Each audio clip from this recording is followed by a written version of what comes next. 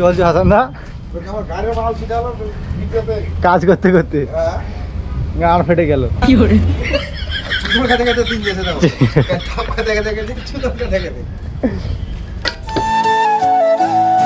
Hello guys, good morning, welcome back to my new blog. তো সকালে কেমন আছো? আশা করছি সকালে ভালো আছো। তো গাইস সকাল সকাল আজ চলে এলাম কাজে। আর আজকে কিন্তু আমাদের ঢালাইয়ের কাজ, লিন্টন ঢালা হবে। আর আজকে কিন্তু ঢালাই 15 থেকে 17 বস্তার উপরে ঢালাই আছে। আর সবই কিন্তু আমরা করব নিজে হাতে। আর লিন্টনটাও দেখতে পাচ্ছ কত বড় লিন্টন। তার জন্য কিন্তু আমাদের 8টা মিস্ত্রি এবং 4টে লেবার করে চলে এসেছি, টোটাল 12 জন। আর এসেই কিন্তু মিস্ত্রিরা সব কাজে লেগে পড়ছে মাপামাপির কাজে। আসলে সেন্টারিং ওয়ালাটা ভুল করে গেছে, যে আমাদের সিঁড়ি হবে সেই সিঁড়িটা কিন্তু ভুল করে সেন্টারিং করে গেছে। তার জন্য মিস্ত্রিরা কিন্তু আলোচনা করছে কি করলে কি হয়। তারপরে মেন ঠিকাদার ফোন করে বলে অন্য জায়গায় 3 জনাকে যেতে হবে।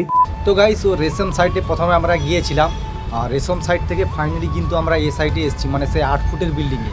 আর 8 ফুটের বিল্ডিংয়ে কিন্তু আমরা 3 জনা এসেছি, আমি, মামু এসছে আর হাসান দা এসছে। ঠিক আছে, মানে 2 হাসান আর আমি 3 জনে এসেছি। আর আজকে কিন্তু আমাদের গাঁথনি করা হচ্ছে। ওই দেখো এই সাইডে গাঁথা হয়েছে, সাইডে 6 লেয়ার অলরেডি গাঁথা হয়ে গেছে। ওইটাও 6 লেয়ার গাঁথা হয়ে গেছে, ওইটাও 6 লেয়ার গাঁথা হয়েছে, সব 10 ইঞ্চি গাঁথনি। আর এটাও গাঁথা হবে, এটাও 6 লেয়ার করে গাঁথা হবে।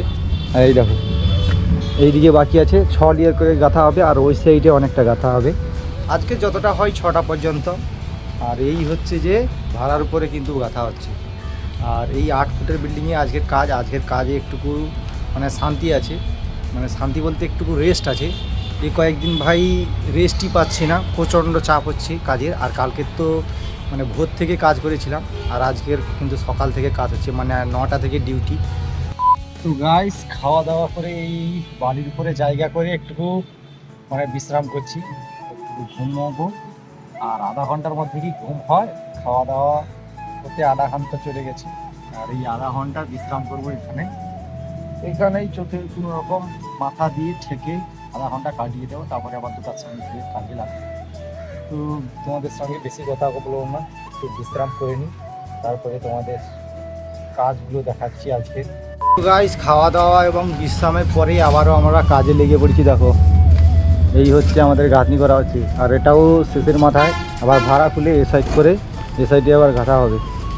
আর ওইদিকে মশলাও শেষের দিকে, এদিকে আবারও 1 বস্তা মশলা করতে হবে, মানে 1 বস্তা সিমেন্টের মশলা করতে হবে।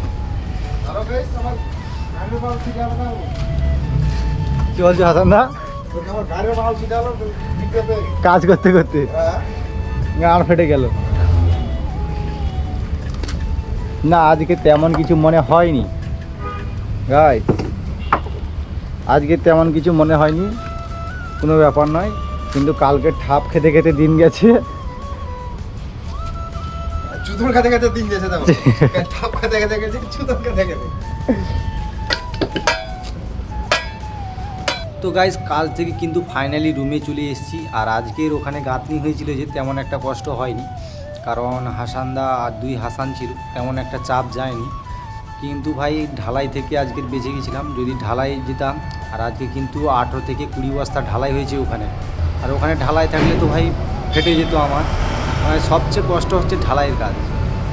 তো যাই হোক, এখানে কিন্তু মেশিনে ঢালাই হয় না, এখানে হাতে ঢালাই হয়, ছোটোখাটো ঢালাই। আর যখন বড় পুরো মানে ছাদ ঢালাই হয় তখন বড় মেশিন দিয়ে ঢালাই করা হয়, মানে ওখানটা কংক্রিট রেডি হয়ে আসে। তো আজকের ব্লগটা কেমন লাগলো কমেন্ট করে জানাবে। যদি ব্লগটা ভালো লেগে থাকে তাহলে লাইক কমেন্ট শেয়ার করতে ভুলবে না। দেখা হচ্ছে নেক্সট ব্লগে। ততক্ষণ টাটা, বাই বাই, সবাই ভালো থেকো।